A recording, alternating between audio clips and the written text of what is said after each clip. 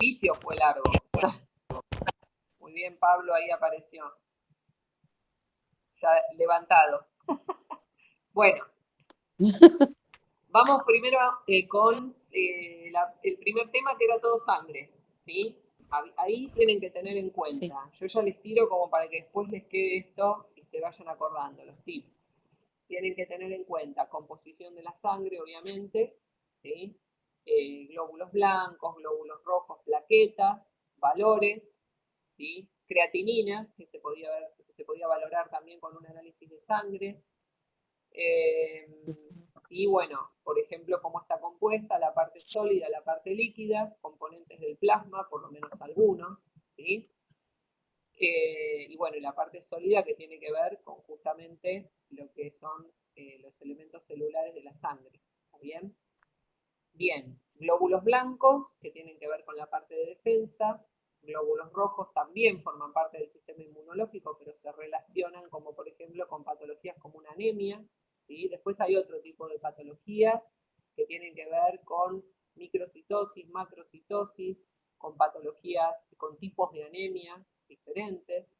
Acordate el tema de la relación que tiene el sistema endocrino en la parte de lo que sería la glándula tiroides, ¿sí? Con este componente, con respecto a las anemias. ¿Sí? Acordate que habíamos dicho que en algunos casos patologías y funciones tiroideas podían provocar una anemia. No necesariamente tenía que ser una patología que tenía que ver con la parte sanguínea. A veces, muchas veces, hay otros tipos de anemia, como por ejemplo la megaloblástica, que tiene que ver con la no producción, o sea, el paciente no puede absorber el hierro y la médula espinal no produce la suficiente cantidad de glóbulos rojos. O puede ser que no produzca la suficiente cantidad por una disfunción de la médula, o puede ser que tenga glóbulos rojos más chiquitos o más grandes. ¿Está bien? Eso también se ve. Sí. Glóbulos blancos, que tienen que ver más que nada con linfocitos y neutrófilos, ¿sí? Series las más importantes. Después también están los eosinófilos. Siempre en un análisis de sangre, la fórmula tendría que ser más neutrófilos que linfocitos. Está plaquetas, está que el valor normal eran 150.000. Acordate que disminución del valor normal de las plaquetas era una plaquetopenia, ¿sí? O trombocitopenia. Leucocitos altos, por ejemplo, que tenían que ver con una enfermedad, por ejemplo, que puede ser viral o puede ser infecciosa, la elevación por arriba del valor normal de los glóbulos blancos. Y cuando un paciente está por debajo del valor normal, es una linfocitopenia, o también puede haber neutropenia, ¿sí? Los neutrófilos, que son parte de la serie blanca de la sangre, muchas veces tienen esta patología que es la neutropenia, que en algunos casos los pacientes quedan incluso aislados. No porque contagien, sino porque se pueden contagiar de alguna enfermedad y pueden morir. ¿Está? También los pacientes que pueden tener toda la serie inmunológica disminuida son los pacientes con HIV, que justamente tiene que ver con la inmunodeficiencia adquirida, ¿sí? Y también los pacientes, por ejemplo, oncológicos, pacientes oncológicos que tienen la inmunidad totalmente deprimida. Ojo con ese tema, porque muchas veces saber que un paciente es oncológico es importante. ¿Por qué? Porque si está haciendo un tratamiento de quimio, de radioterapia, la inmunidad va a estar disminuida. Ahora, ¿es normal para un paciente que está haciendo un ciclo de quimio tener 3.000 blancos? Sí, para ese paciente es normal. ¿Por qué? Porque está en ese proceso. Después que termine el ciclo, debería subir. ¿Se entiende? ¿Sí? Bien. Esas cosas son las que tienen que tener en cuenta. Eso creo que se los pregunté en algún momento en el primer parcial, que era una trombocitopenia, que era una linfocitopenia. Bien. Pregunta, ¿no? Bien. Respiratorio. Escucho. ¿Qué tenemos que saber de respiratorio? Hematosis, ¿sí? ¿Qué es la hematosis? Que es el intercambio entre el oxígeno y el dióxido de carbono. Y el dióxido de carbono. Bien. ¿Qué más? Eh, ¿Qué pasaba en los pulmones cuando vimos renal?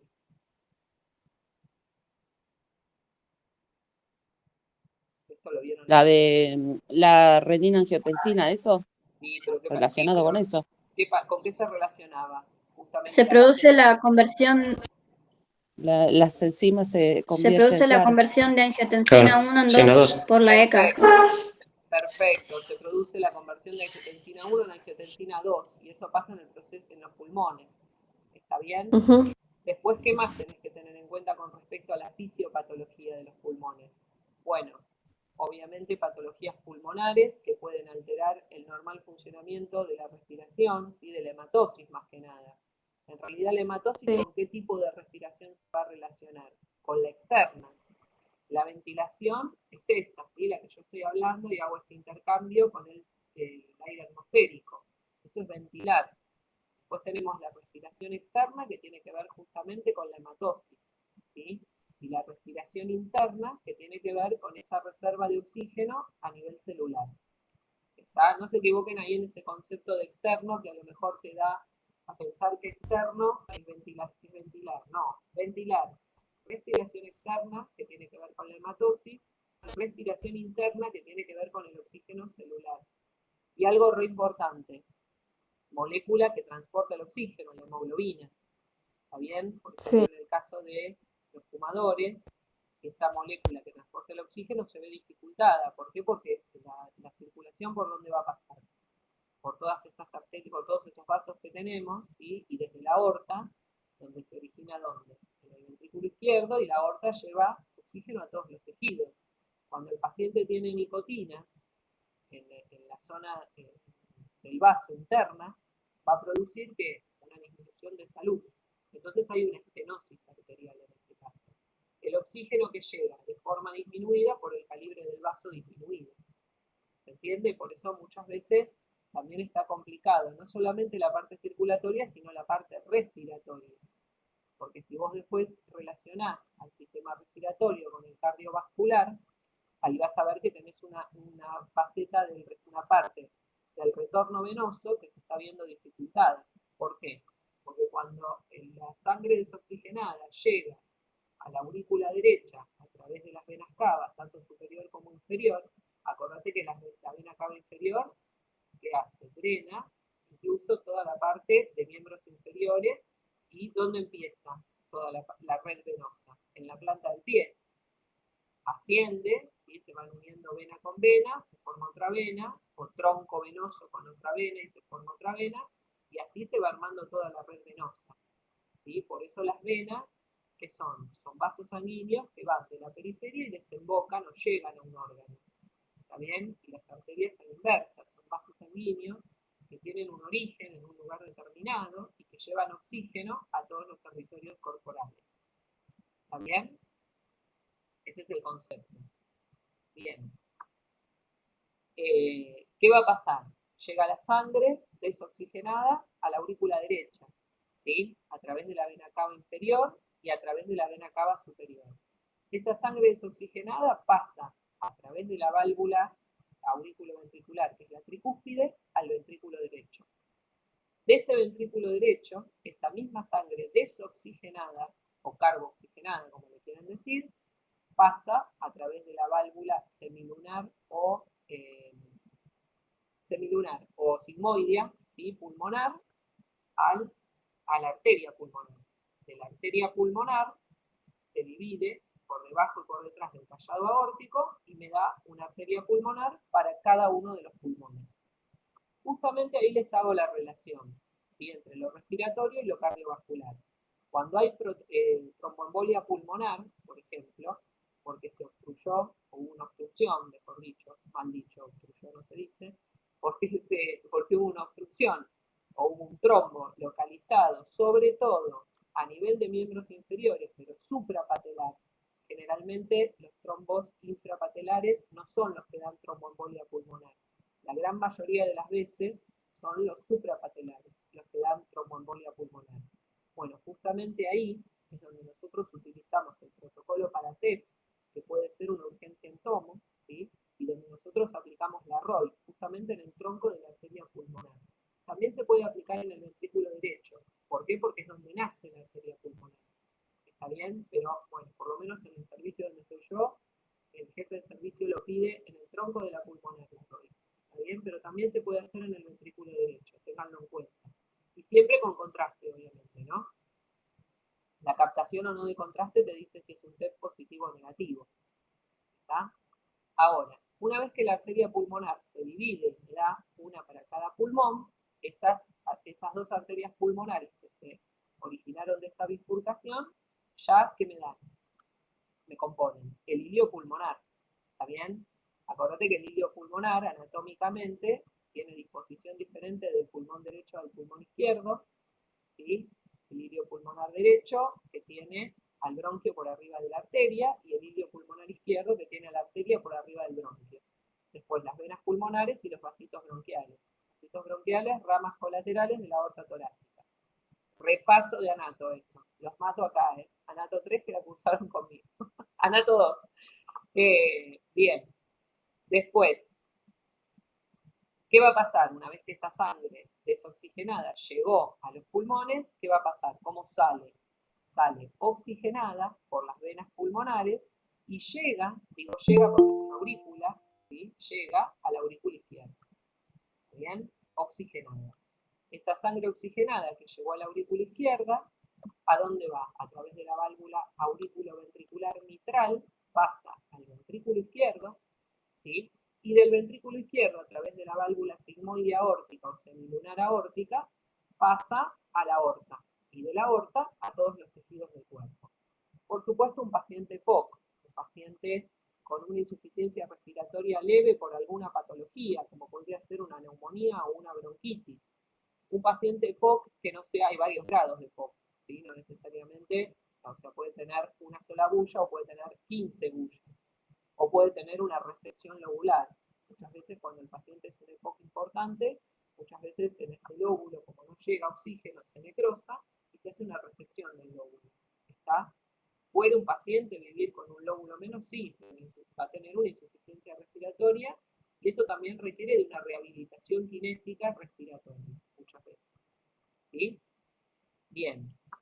Entonces ves como un paciente fumador, justo el ejemplo que veíamos hoy con respecto a tomografía, que hablábamos del paciente fumador de 60 años en lo que habíamos puesto como ejemplo, como situación. Fíjate como en ese caso, este paciente que era EPOC, puede, obviamente tiene una insuficiencia respiratoria grave, y hay que ver el grado de EPOC que tiene, pero es irreversible el EPOC. Entonces, al tener estos atrapamientos aéreos, obviamente se ve dificultada también la circulación. Por eso muchas veces los pacientes que son EPOC después terminan haciendo una tromboembolia pulmonar. ¿Está? Porque aparte de la molécula, que es la que transporta el oxígeno, la hemoglobina, no tiene la misma capacidad de transportar. ¿Está bien? Eso es de biología, si se lo acuerdan. Y también teníamos la otra molécula, que es la mioglobina, que es la que es la reserva y almacenamiento de oxígeno en el músculo.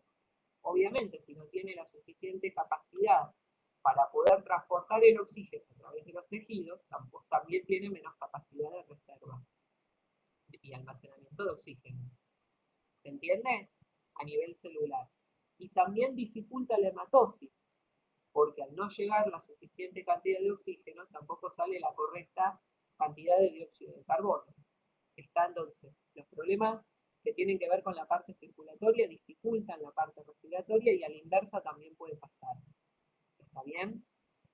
¿Se entiende? Puede pasar o no, o sea, cada paciente es particular. Por eso en tomografía yo insisto con lo que es patologías respiratorias y ventaneo. ¿Está bien? Porque no necesariamente todo es igual. Puede ser parecido, pero depende mucho de la patología que tenga el paciente y de las comorbilidades que tenga el paciente. ¿Está? Porque una cosa es tener una bronquitis, tomar un antibiótico y se terminó, y otra cosa es ser EPOC y tener una bronquitis a repetición. Que va a llegar un momento que lo que vos vas a ver en una ventana de pulmón va a ser un paciente con una fibrosis, porque va a perder la elasticidad del pulmón. ¿Está bien? Porque, no solamente porque tiene bulla, sino porque también hace infecciones a repetición. ¿Está? ¿Se entiende? Bien. De respi, alguna pregunta con circulatorio, por supuesto no le voy a hacer referencia a toda la parte anatómica, que eso está de más, que lo tienen que saber, ¿no? Yo les expliqué la parte de cardio circulatoria, pero en realidad la parte anatómica la tienen que saber también. Obviamente ya lo saben. lo doy por hecho. Bien. Después, digestivo, que tienen que tener en cuenta, fundamental, la parte de masticación, deglución, absorción, ¿sí? Y desechos metabólicos, dónde empieza el tubo digestivo, dónde termina, ¿sí? Relación, por ejemplo, del esófago, que tiene que ver con el aparato digestivo, con la parte cardiovascular. ¿Por qué la relación? Porque el esófago en su recorrido deja la impronta en la aurícula izquierda. ¿Está? Bien. Y relación por la cara inferior de la silueta cardíaca con el diafragma, ¿sí? Y con el estómago. El estómago es un órgano tóraco-abdominal y muchas veces las epigastralgias derivan después en cardiopatías, o las cardiomegalias, mejor dicho, muchas veces también presionan, ¿sí? al diafragma por la cara diafragmática del corazón. Bien.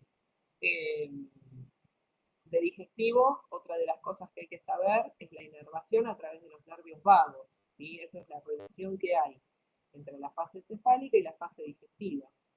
Cómo se origina, cómo empieza la fase cefálica con el olor.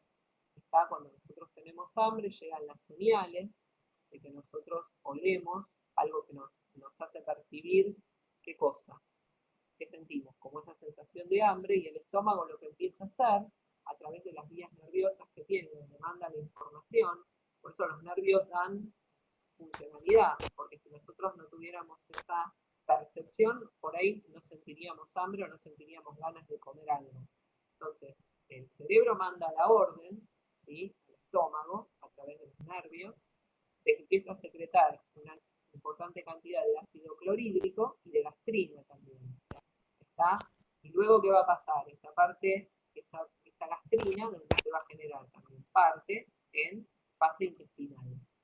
¿Está bien? Eso lo pueden sacar y lo tienen todo con las flechitas y todo, cuando les di digestivo. Obviamente está todo subido al canal, ¿no? Miren los videos nuevamente. Viene la parte de digestivo donde está esa diapositiva importante que yo les puse, que tiene todas las flechas, ¿sí? Ahí lo tienen todo bien armadito. Eso es importante. Y tener en cuenta, por ejemplo, a nivel fisiológico, lo que es la fase oral, faríngea y esofágica. Eso seguramente lo saben de técnicas 3 con video de deglución, tránsito, faringoesofágico, ¿sí? Y esofagograma. ¿Está bien? Bien. Bueno, de digestivo todo eso. Por supuesto, saber qué pasa con la motilidad y la propulsión en el esófago, esos movimientos peristálticos intestinales, movimientos, digestión química y mecánica con respecto al estómago, digestión química y mecánica con respecto al duodeno, ¿sí? Todo el proceso. O sea, qué pasa cuando el alimento atraviesa, llega a la boca, masticación, salivación, la saliva tiene acción bacteriana, deglución, ¿sí? A través de los movimientos peristálticos y de motilidad esofágicos, el bolo alimenticio sigue pasando, ¿sí? Hasta llegar al esfínter esofágico inferior, que es de músculo liso, es involuntario. Lo que nosotros podemos controlar es el esfínter esofágico superior, ¿está bien? Que nosotros decidimos cuándo tragar. Luego, una vez que pasó el bolo alimenticio, a través de movimientos de peristalsis y de motilidad, llega al estómago, atravesando el esfínter esofágico inferior. Cuando la mucosa gástrica, por ejemplo, está inflamada o el esfínter esofágico inferior está dilatado, ¿sí? O hay una hernia hiatal, ¿sí? En esos casos muchas veces se provocan las gastritis, que es la inflamación de la mucosa gástrica. Acordate que eso después lo vimos, cuando vimos neoplasias, que yo les dije que las gastritis muchas veces producían metaplasias, o sea, las suplantan a un tejido por otro, está bien, un tejido adulto por otro. Es reversible, por supuesto, ¿sí? Y con tratamiento se puede controlar. Ahora, también les dije que las metaplasias intestinales, completas o incompletas, muchas veces podían terminar en un cáncer. ¿Está bien? Las gastritis no tratadas y erosivas o ulcerosas también pueden terminar en un cáncer gástrico. Una vez que el alimento llega al estómago, a través de todos estos procesos, hay una digestión química y una digestión mecánica. En esa digestión química aparecen todo lo que tienen que ver con enzimas que degradan, ¿sí? Y en esa digestión mecánica se forma el quimo, que es una pasta semilíquida. Ese quimo pasa al duodeno, ¿está bien? A través del píloro, que es otro esfínter. El concepto de esfínter es ese, ¿sí? Es bidireccional. En cambio, el concepto de válvula es unidireccional. Está para cualquier región anatómica. Una vez que se llega al duodeno, el duodeno tiene vellosidades, ¿sí? Que absorbe los nutrientes y parte lo lleva al torrente sanguíneo. Toda esa deglución atraviesa todo el duodeno y llega al intestino grueso, donde en el intestino grueso que se absorben iones, agua y existen los desechos metabólicos que luego se van a excretar. ¿Está bien? En forma de heces, ¿no? Son todos los desechos metabólicos. Bien. ¿Y qué tenemos para que no haya una regurgitación del grueso al delgado? La válvula iliocecal.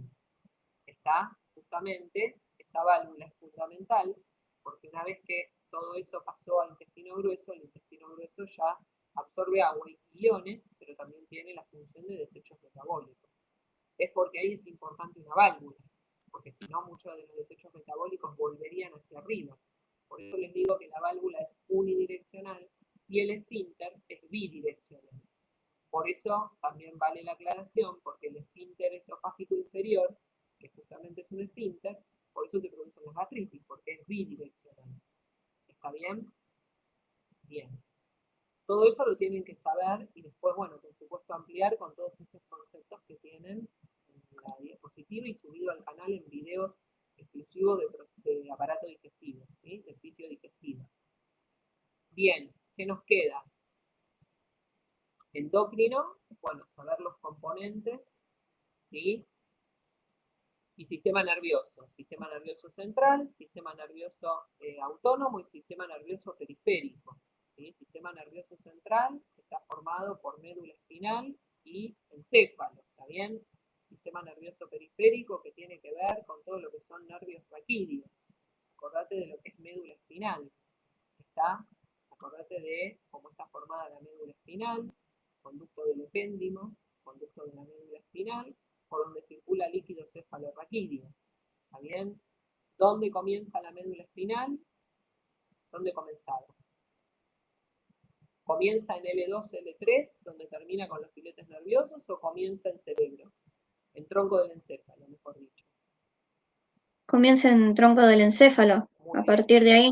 Muy bien, ¿sí? Bien. Y termina en el adulto, a nivel de L2 más o menos, altura con los filetes nerviosos, cola de caballo. Y los niños, Con la cola de caballo. L4, L5, ¿sí? Perfecto. Sí. Bien. ¿Qué circula? La médula espinal, ¿dónde está ubicada? Dentro del conducto raquídeo. ¿Qué circula? Por el conducto del epéndimo, líquido cefalorraquídeo. Y este líquido cefalorraquídeo, que circula por el conducto del epéndimo, llega al cuarto ventrículo. ¿Está bien? Si vos tenés que ubicar al cuarto ventrículo, lo ubicás entre la protuberancia y el mesencéfalo, en un corte sagital. Sigue por el acueducto de Silvio y me comunica con el tercer ventrículo. Si vos mirás en un corte coronal, acordate que el tercer ventrículo a los laterales tiene al tálamo, ¿está bien? Y más hacia externo al putamen globopálido y antemuro, que todos son ganglios de la base. Eso también, las funciones de los ganglios de la base, ahora para fisio sí las tienen que saber. Muchos tienen funciones motoras, funciones sensitivas, o funciones de regulación hormonal. Y eso también lo tienen todo en los Power, ¿eh? En Power, y también tienen el video de fisio nervioso, de fisiología nerviosa. Fisiopato, sí, está subido también al canal, tienen todo en el canal. Si quieren, y si les sirve para acordarse, porque vieron que el nervioso es bastante engorroso, hay unos videos de los chicos del turno mañana, de Anato 2, de todo cráneo, ¿sí? Se llama cráneo endobase y exobase, están subidos al canal, por ahí les sirve para repasar, ¿sí? Para acordarse de algunas ubicaciones, de algunas estructuras. Bien, tienen que saber todo eso. Bueno, Vuelvo al líquido cefalorraquídeo, por donde circula. Eso creo que conmigo lo vieron en el dato 3 por arriba, pero ahora en fisio lo tienen que saber. Conducto del epéndimo, a través del conducto de la médula espinal, comunicación con cuarto ventrículo, del cuarto ventrículo al tercero el acueducto de Silvio, ¿sí? Ahí se comunica el cuarto con el tercer ventrículo, y a través del agujero de Monro entre el tercer ventrículo y los ventrículos laterales. Acordate que a los laterales de los ventrículos laterales tenés los núcleos caudales. ¿Está? ¿Y dónde se origina este líquido cefalorraquídeo? En los plexos coroideos. De hecho, en una tomografía, en un corte axial y en un corte coronal, los plexos coroideos se pueden ver. ¿Está? Si miran TC de cerebro, ahí yo creo que les puse unas imágenes, y van a ver que se ven estructuras radiopacas. Esos son los plexos coroideos. Se ven tanto en la cabeza como en la cola del caudal. ¿Está bien? Ahí lo pueden ver también. Bien. Estructuras, bueno, corteza cerebral, obviamente. Acordate que toda la información que nosotros queremos reproducir se puede ver, pasa, mejor dicho, a través de la corteza cerebral. ¿Sí? Si no, nosotros no podríamos hacer las acciones que hacemos, ni siquiera ni las sensitivas ni las motoras. Otra de las cosas importante era lo de áreas de Brodmann. ¿Está? Acordate que cada una de las áreas de Brodmann me daba una representación de una acción motora o una acción sensitiva. ¿Está bien? Y estaban también divididas en cada lóbulo. Esos lóbulos muchas veces coincidían con los lóbulos cerebrales. ¿Está? Por la ubicación. Entonces, divididas en lóbulos y cada una dentro de áreas diferentes. Estas eran las áreas de Brodmann, que yo les dije en un momento que los neurólogos muchas veces, mirando una imagen, viendo la localización, por ejemplo, de una hemorragia, suponete de una hemorragia intracraneal o una hemorragia subdural, y observando al paciente, lo que podían ver era por qué ese paciente, por ejemplo, no podía mover el brazo. Muchas veces no se veía eso en una tomografía o muchas veces no se podía apreciar en una imagen y resulta que el paciente tampoco lo podía realizar el movimiento. Eso muchas veces puede ser porque haya lesionada una de las vías nerviosas. ¿Está bien? Que tenga que ver con lo sensitivo o lo motor. A veces es muy difícil neuro por ese tema, o sea, tiene que ver con las vías nerviosas y con corteza y etc. Bien, no me olvido de nada. Y endocrino. ¿Sí? Endocrino, re importante, porque tiene relación total con el sistema nervioso. ¿Está bien? Perdón, me olvidé del sistema nervioso autónomo. ¿Está? ¿Tienen dudas con autónomo? Entérico. Entérico, acordate que se relaciona totalmente con lo que es digestivo. ¿Está bien? Endocrino, dijimos, componentes del sistema endocrino, tenía que ver todo con la parte glandular. ¿Sí? Hipotálamo, control de temperatura, glándula hipófisis, pineal, tiroides, gónadas, masculinas y femeninas, ¿sí? Páncreas, control metabólico a través de la insulina. ¿Está?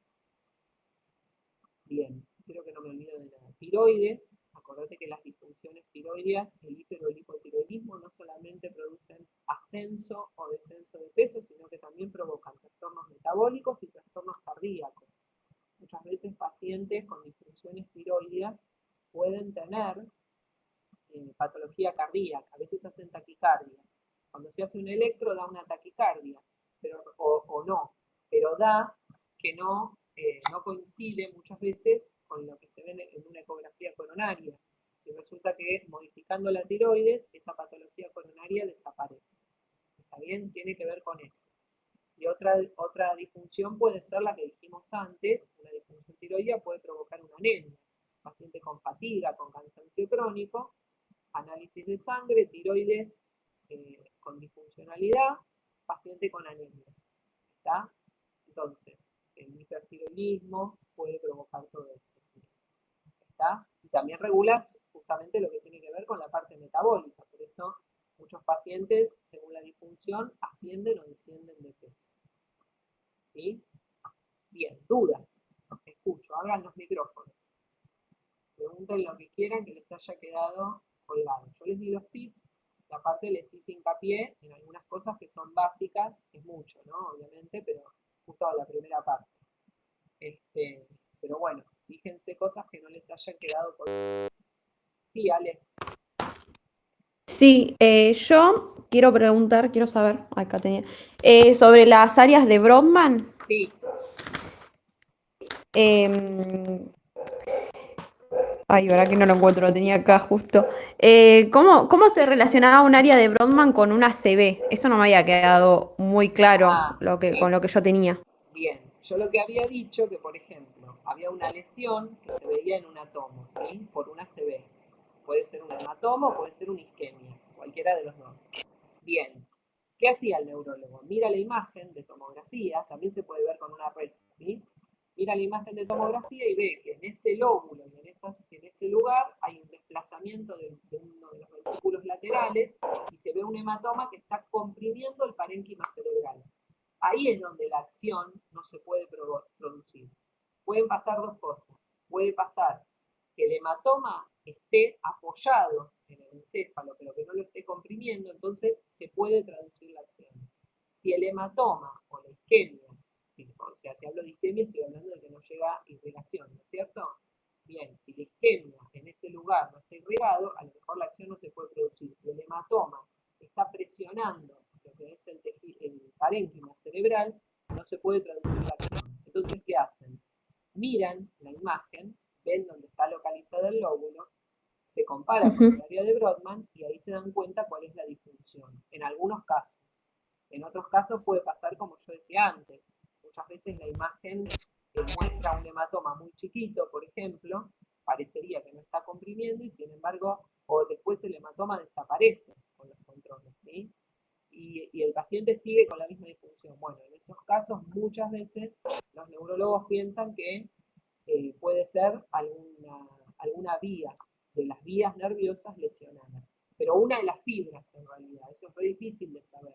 O sea, hay varias vías nerviosas y todas esas vías tienen fibras. Bueno, con que esté una fibra cortada o una fibra lesionada, ¿sí? Muchas veces la acción no se puede traducir. ¿Entendés?